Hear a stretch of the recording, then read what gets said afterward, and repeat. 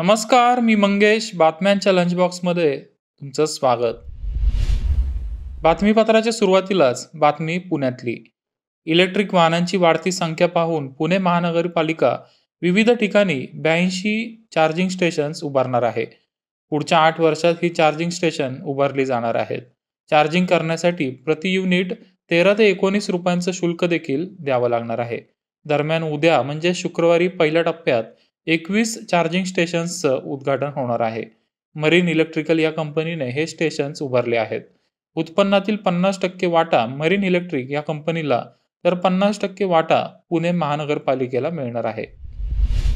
पुण्याप्रमाणे देशभरात इलेक्ट्रिक वाहनांची संख्या वेगाने वाढतीये. 2023 मध्ये 15,30,000 इलेक्ट्रिक वाहनांची विक्री झाली आहे.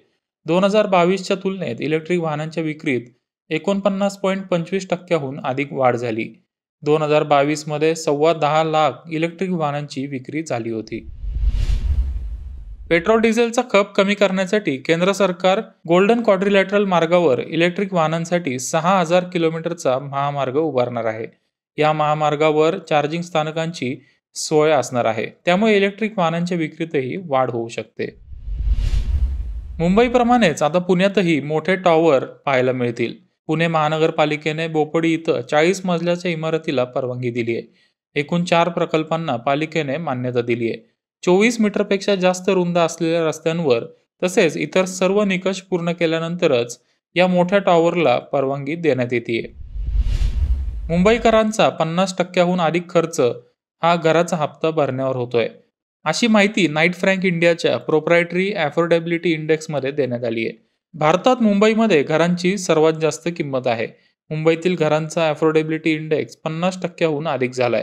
मुंबईकरांच्या एकूण उत्पन्नाच्या जवळपास 51% रक्कम ही घराचा हप्ता भरण्यात जातीये.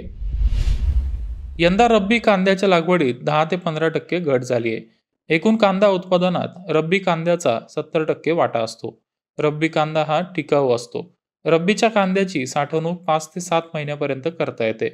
रब्बी कांद्याची विक्री मार्च ते सप्टेंबर दरम्यान करण्यात येते.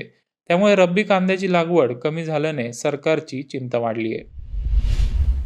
भारतीय अर्थव्यवस्था 2024 पर्यंत विकसित श्रेणीत जाणार आहे. तसेच अर्थव्यवस्था $30,00,000 कोटी टप्पा गाठेल असा विश्वास केंद्रीय अर्थमंत्री निर्मला सीतारामन यांनी व्यक्त केला आहे.